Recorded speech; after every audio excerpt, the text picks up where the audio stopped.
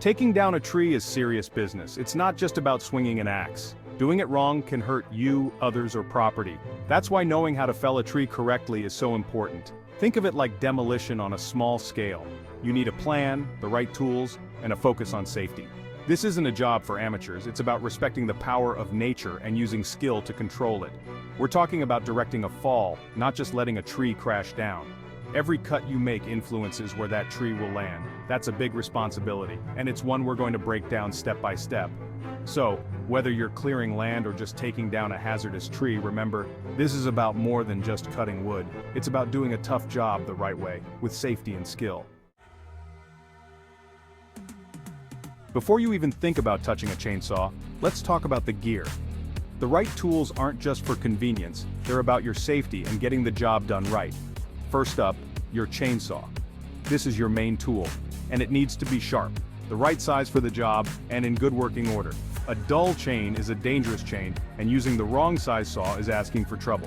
Next, safety gear. We're talking helmet, ear protection, eye protection, chaps, and gloves. This gear is non-negotiable. A helmet protects your head from falling branches, while chaps protect your legs from the chainsaw. Wedges and a sledgehammer are crucial for controlling the fall. Wedges help guide the tree in the right direction, and the sledgehammer helps drive them in. Finally, a first aid kit. Accidents happen, even to the pros. Having a well-stocked first aid kit on hand can make a huge difference in an emergency. Remember, the right tools are an investment in your safety and the quality of your work. Don't skimp on the essentials.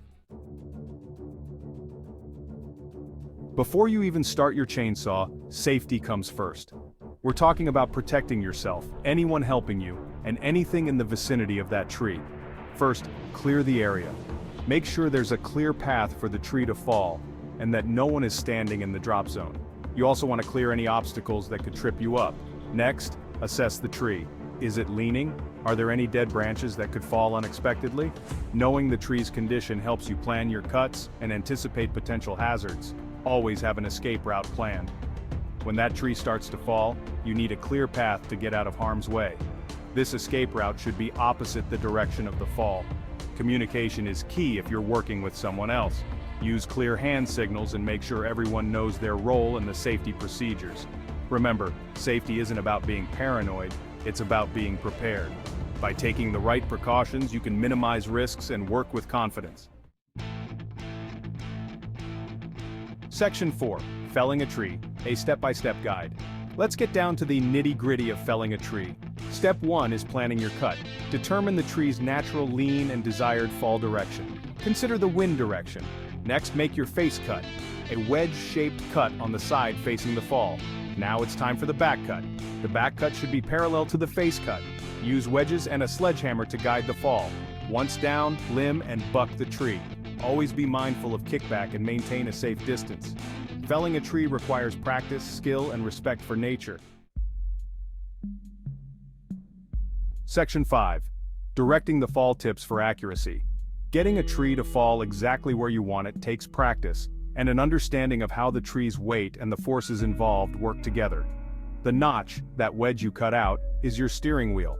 A wider notch on the side you want the tree to fall, combined with a proper back cut, encourages it in that direction. Wedges aren't just for after the cut's started. If a tree's got a stubborn lean, pounding wedges in as you make your back cut can help overcome it. Don't underestimate the wind. Even a gentle breeze can push a falling tree off course. Factor that in when planning your cut, aiming slightly into the wind if needed. Sometimes, you might need a second set of eyes. Having someone experienced watch your cuts and the tree's response can provide valuable feedback and improve your accuracy. Remember, every tree is different. Factors like species, lean, and even the surrounding terrain can influence the fall. The more you practice, the better you'll become at reading these cues and directing the fall with precision. Section 6. Keep learning.